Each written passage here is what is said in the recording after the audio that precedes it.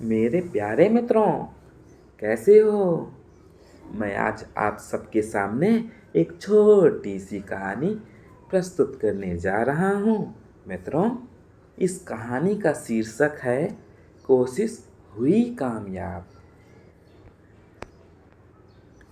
चुसकिट का सपना।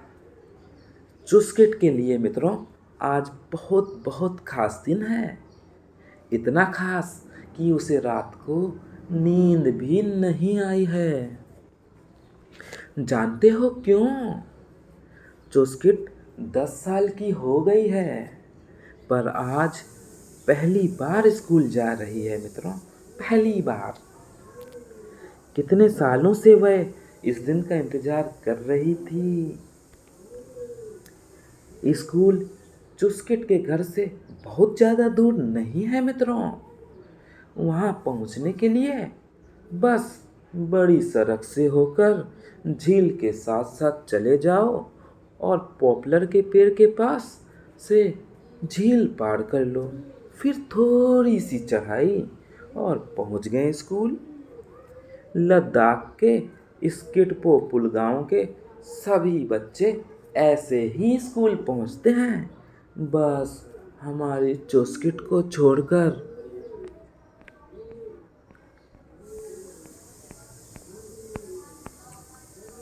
पहले पहले तो चुसकिट को भी पता नहीं था कि वह दूसरे बच्चों से कैसे अलग है। धीरे धीरे उसे भी लगने लगा कि वह अन्य बच्चों की तरह सभी काम नहीं कर पाती। इस इसका कारण है उसकी टांगें। उसके जन्म के समय के साथ से ही उसकी टांगें खराब थीं। अब हम जानेंगे चुसकिट की कुर्सी। चुसकिट का पूरा पूरा दिन खिड़की के पास बैठकर ही बीत जाता था। वह खिड़की के पास बैठकर ड्राइंग बनाया करती थी और उसकी माँ आमाले कहती थी वह दुनिया की सबसे सुंदर ड्राइंग बनाती है। इससे चुसकिट बहुत खुश होती थी। एक दिन उसके पिताजी आबाले उसके लिए पहियों वाली कुर्सी लाते हैं। चुसकिट ने जल्दी ही कुर्सी को आगे पीछे घुमाना सीख लिया। चुसकिट की खुशी का कोई ठिकाना नहीं था। अब उसके पिताजी को उसे हर जगह उठाकर नहीं ले जाना पड़ता था। जब उसका मन करता वह अपनी आमाले से कह देती कि उसे कुर्सी पर बिठा दो। फिर वह अपनी कुर्सी चलाकर बाहर आंगन में आ जाती। चुसकिट हर सुबह बच्चों को देखती थी। बच्चे हंसते खेलते स्कूल जाते थे। उसका मन भी करता था काश काश एक दिन वो भी स्कूल जा सके। एक दिन अब्दुल उसके घर पे चिट्ठी पहुंचाने आया मित्रों। तो उसने पूछा, चुसकिट तुम स्कूल क्यों नहीं जाती? चुसकिट ने बहुत उदास होकर कहा, आबाले मुझे रोज रोज उठाकर स्कूल नहीं ले जा सकती। मैं अपनी कुर्सी भी चलाकर नहीं जा सकती।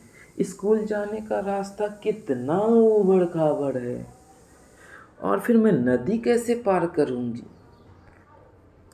अब्दुल ने पूछा, क्या तुम स्कूल जाना चाहती हो? चुसकिट का मन उछल पड़ा। वह बोली, क्यों नहीं क्यों नहीं, मैं भी तुम सबकी तरह स्कूल जाना चाहती हूँ, खेलना चाहती हूँ। मेमेले मेरे दादाजी ने उसे उसे उसी समय ही टोक दिया। वे बोले, चुसकिट सपने देखना छोड़ दो। तुम जानती हो यह मुमकिन ही नहीं है। अब एक उपाय। अब्दुल चुसकिट के घर से वापस चला गया। परंतु वह उसके बारे में सोचता ही रहा। उसने एक बहुत बढ़िया तरीका सोचा मित्रों, बहुत बढ़िया तरीका, चुस्किट को स्कूल पहुंचाने का। फिर क्या था, वह हेडमास्टर साहब और अध्यापकों के पीछे ही पड़ गया और अपनी बात मनवा कर ही रहा। अब उन सब का एक ही काम था, चुस्किट की परेशानी को आसानी में बदलना। उन्होंने मिलकर तरीका भी ढूंढ ही लिया जिससे चुस्किट अपनी पहियों वाली कुर्सी को स्कूल के रास्ते पर चला सके। इसके लिए ऊबड़ खाबड़ रास्ते को समतल करना था।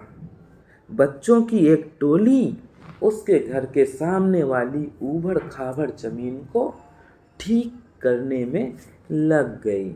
दूसरी टोली नदी के पास वाली जमीन को। परंतु अभी भी एक समस्या थी, चुस्किट नदी कैसे पार करे। इसके लिए बड़े बच्चों ने अध्यापकों की मदद ली। उन्होंने लकड़ी की फट्टियों से नदी पर पुलिया बनाई। बच्चों ने हंसते खेलते खुशी से यह काम किया। वे सभी चाहते थे कि चुस्किट जल्दी ही स्कूल जाए। चुस्किट के आमाले और आबाले भी कहाँ पीछे रहने वाले थे। उन्होंने सभी बच्चों को गर्मा गर्म चाय पिलाई और बिस्किट भी खिलाए। वहीं बैठे चुस्किट के मेमेले की आंखों में खुशी के आंसू आ गए। इसलिए नहीं कि वे दुखी थे, परंतु इसलिए कि वे बहुत ही खुश थे। शाम होते होते सारा काम भी हो गया। सभी बच्चे बहुत खुश थे मित्रों, बहुत खुश। पर सबसे ज्यादा खुश थी उनमें चुस्किट। आज उसका सपना जो पूरा होने वाला था।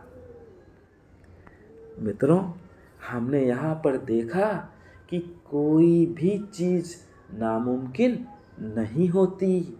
यदि आपने पक्का इरादा कर लिया है तो बड़ी से बड़ी चीज़ भी हम चुटकियों में सॉल्व कर सकते हैं। बस ज़रूरत है एक दृढ़ संकल्प की और एक प्रबल इच्छा की। तो वो मैं जानता हूँ मेरे प्यारे शिष्यों, वो आप सबके पास में है।